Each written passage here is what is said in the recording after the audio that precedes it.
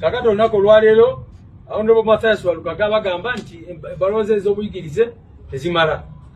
Njagala bategeeza basewo ne banyabo nti akakiiko kaffe ak'ebyokulonda abantu bonna bwe baleeta empapula zaabwe kazekenneenya ne kaziyitamu okulaba nga ziyimiridde.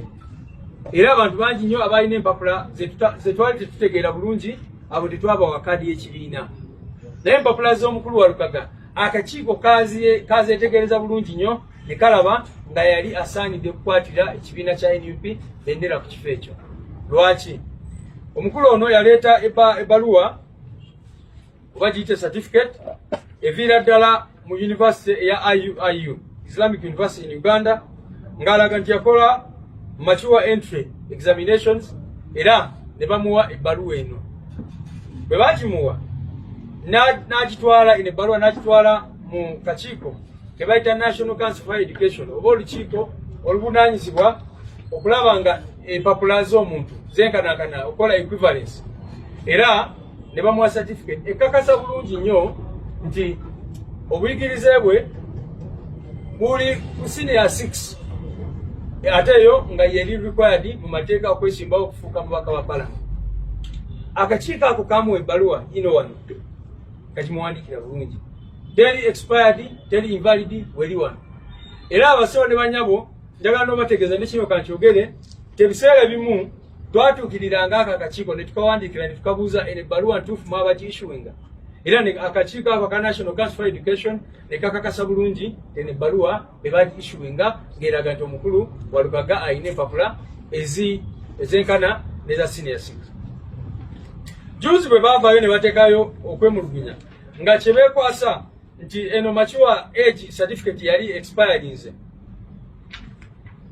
University yawandika ebbaluwa negiwandikira byabakama negiwandikira akakiiko k'ebyokulonda yino wano bagimuwandikira bulungi nnyo nga naku 11 eza mwezi gwa Novemba guno mwaka nga bamaze okutwala complaint. University newandika bulungi netangaza negamba nti eyo certificate te expiring singa omuntu agenda mu maaso na enrolling okugenda mu university oba okweyongerayo mu kusoma. Kakati gwe byabaka musinzirawa ogamba nti eyo certificate ya expiring nga university yenyini yagiwa egamba tena expiring. Kikyo obutegeeza kubanga university eyawa certificate eyo yino wano yo kenyini yazvayo negamba netangaza bulungi. Ate n'ekirala university negamba nti omuntu bwe yeyongerayo bwe enrolling for further studies ebeera ng'eri valid. University ono mukulu gyasomerako ya St. Lawrence naye newandiika netangaza bulungi negamba nti ono mukulu ali mu third year ku university yaffe. Byabaka malinga agamba nti kati mu Uganda osobolera ddala ogenda ku university nga toyise mu senior 6 nga toyina senior 6 nga toyina advanced level, ate nga advanced level ye requirement ekutwala mu university. Byabaka makyatugamba kati mu bbaluwa ze bitategerekeka byebagezaako okukola. Naye nga bwe mbalaze kino saagala mukitunulire nga attack oba obulumbaganyi ku constituency ya Honorable Walukaga. Nga bwe mbagambye batandikirawo ekisooka ne bagezaako okulemesa NUP okufuna ba candidates. Batya twafuna candidates 25 abamu ne balemesa okwewandiisa. Munajjukira ebyali Bukedeya, ebyali Buyende n'awalala wangi nnyo be balemesa okwewandiisa ba candidate ba NUP. Abalala olw'embeera gye batuteekako ey'okutujjako ssente ze twali tufuna mu mateeka ne beesanga nga tebakyasobola kukola ki kwewandiisa. Byonna nga biri bwe bityo twagenda mu maaso ne tuwandiisa ba candidate 3 ku mutendera gwa Parliament. Munajjukira tebakikola ne kuba LC5 ne kuba kansala wonna abantu we balaba nti we balina interest ez'enjawulo ne balemesa ba candidate baffe okwewandiisa. Kati ba candidate 3 bwe twabawandiisa regime netandikirawo ng'ekozesa ideas 2 oba approaches 2. Ekisooka kwe kubawandukulula nga bwe mbagambe sofa bakawandukulula abantu bana na information gye tulina tibakyalina ebyo complaint balimu era bagenda kugenda mu maaso oba oli abawandukulule bakandidate abalala aba NUP. Ekirala kye bagezezaako okukola kye mubadde mulaba mwena kwe kugulirira bakandidate baffe abamu. Ate si kubagulirira okka, abamu basooka kubatiisatiisa ne babagulirira. Onako lwalero mbadde njogera ne candidate waffe yeesimbyeyo ku bakyala Isinjiro. Andazana messages nga bamugamba va mu district ya Isinjiro oba oyagala bulamu. Oyo candidate w'ekibiina ki NUP yeesimbyeyo ku representing abakyala mu Isinjiro. N'olwekyo abo bakandidate baffe abamu be mulaba nga bakuba ebifaananyi ne Museveni. Yes, tubanenya olw'okubanga tebalina mugongo naye ate nabo oluusi obasaasira. Kubanga abamu babawamba kati tulina ekyokulabirako ekirala. Oyo mukyala gwe bayita Jean baba amawulire mwakabalinga ebyali embalala bakwata abantu baffe ne babasiba. Oyo bamusanga mu kkomera ne bamugamba oba oyagala tukute tugenda kukutwala wano mu kkooti bakwebbeyi ogende straight ku lwali ya Museveni ogambe nti ovuddemu NUP. Era kyeyakola mukazi wattu. Kakati kyekyo so kino njagala mukirabe nti bano abasajja batidde nnyo batidde ekigambo protest vote. Kyovola abakola bino byonna bagezaako okugoba abantu baffe mu lwokaano kubanga bakimanyi katono mukulu mukimanyi bulungi mwenna nti akalulu k'ebusiro East ina 95%. Bwe bakakuba olunaku olwaleero ono mukulu nga mwali asobola okuwangula ne 100% asobola okifuna n'omusajja gwe mulaba. Kubanga buli woyita abantu bagamba kimu twagala Walukaga. So regime okuba nti etidde nnyo kivolaba bakola ebyo bintu bye bakola. So fenga NUP zino ensonga tutwala seriously. Abantu baffe basatu sofa be bakajjamu already tuli mu process y'okwekubira enduulu mu kooti eya wagguluko naye nene ensonga bannamateeka baffe already bakikutte n'amaanyi okulaba nga tukola appeal mu High Court. Katusuubire oba oliawo tunaafunayo bwenkanya naye bannayuganda bakimanyi ne kooti zaffe n'ebizibu byazo. Kyovola n'abagambe nti ensonga approach yaffe eri mu mateeka naye kubanga bano bazanya byabufuzi naffe tubimanyi. Tumanyi bulungi nnyo nti ensonga waliwo abagiri emabega oba oliawo abalowooza nti engeri gye batasobola kuyita ku luggi basobola okuyita mu kamooli okuyingira palamenti. Naye naffe tuli babuufu tulaba ebigenda mu maaso tubirengera bulungi nnyo. So ekidda ku nsonga eyo tujja kuba tukibategeeza naye for now ekibiina kisazeewo kigenda kujulira bwapiiringa ku nsonga zino. Naye tukubira bannayuganda mwenna n'omulanga okulaba eggwanga lyammwe bwe lifuuse okulaba eggwanga lyaffe bwe lifuuse. Ndi kaakati okeera ku makya nga UPDF yekubye abantu emiggo. Akawungezi poliisi eri mu kusambasamba abantu emitwe n'okukola ki. Ate akakiiko k'ebyokulonda ke baali badde osuubira ne bagamba nti kakulembera omulamuzi nako kakola bye kaagala ebintu bwe bityo bitategeerekeka. N'ebitongole bya gavumenti byonna nga mubimanyi nabyo ne twesanga tuli mu mbeera eyo basewo ne banyabo. So answer yaffe ye protest vote akalulu k'okwekalakaasa sobola okwejja mu mbeera eno. Lwaki? Kubanga bino embeera ya bino ebitongole bya gavumenti mukirabe ng'egenda eyonooneka buli lunaku. Waliwo ebintu bye balina ensonyi okukola mu kalulu akaggwa naye kati babikola. Kitegeeza ki ekyo nti singa sisitimu eno esigalawo akalulu akaddako that is bwe tubalake ne kabeerayo kubanga bayinza n'okukola kino okutuuka ekiseera ne bakasazaamu ne bagamba nti kati tudikirarinze monake oba ki kyonna. So bannansi balina okumanya nti guno omukisa gwe tulina okwetaasa.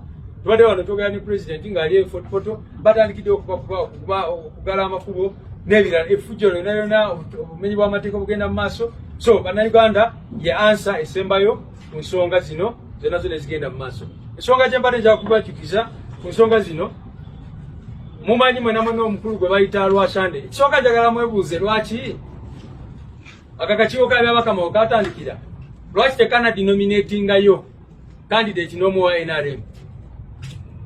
Lwaki tekanagobayo omuntu omuntu, lwaki tekanawandukulula candidate wa NRM n'omu. Owulira badinominatinga ba independent ne ba candidate ba NUP.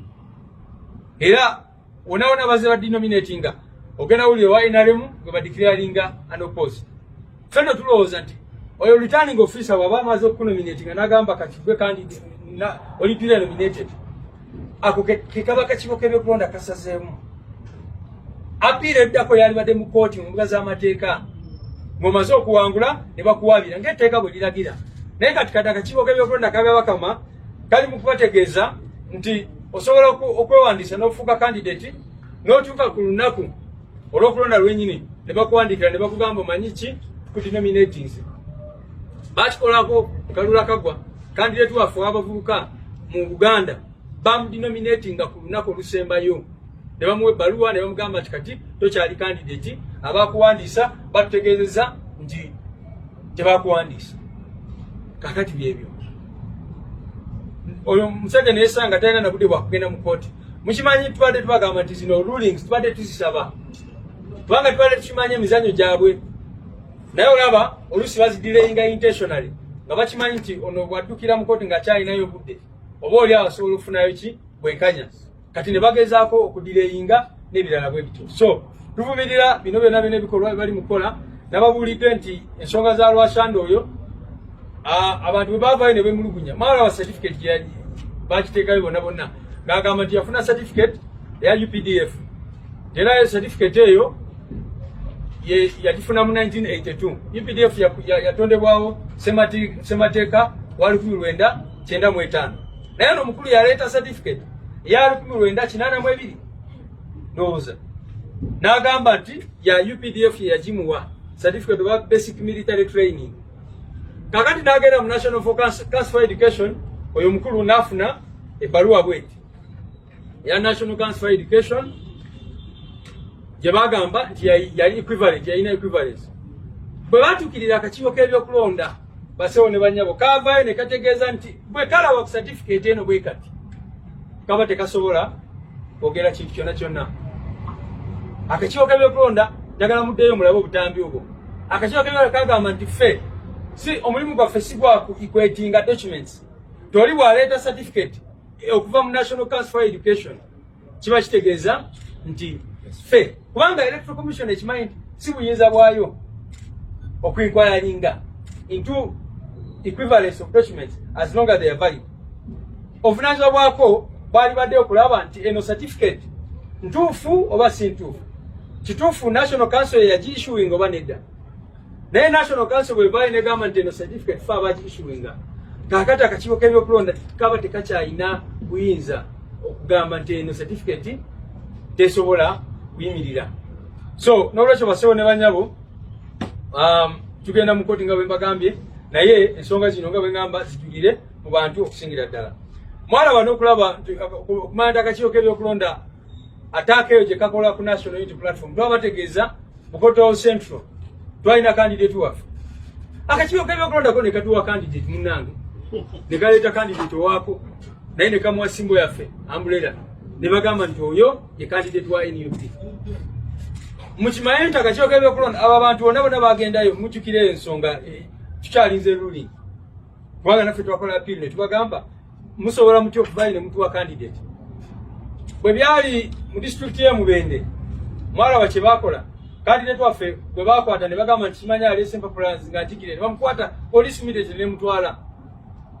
Naye kaakati oyo eyajingirira bwe baakozesa ne bamuwa stamp yaffe alya butaala tebalina kye bamugambako. So byonna byonna biraga nti bino Electoral Commission teri mu kukola kyonna kyonna kiri mu mateeka bo bali mu kuzanya byabufuzi ebiyamba Mwami Museveni ne system ye.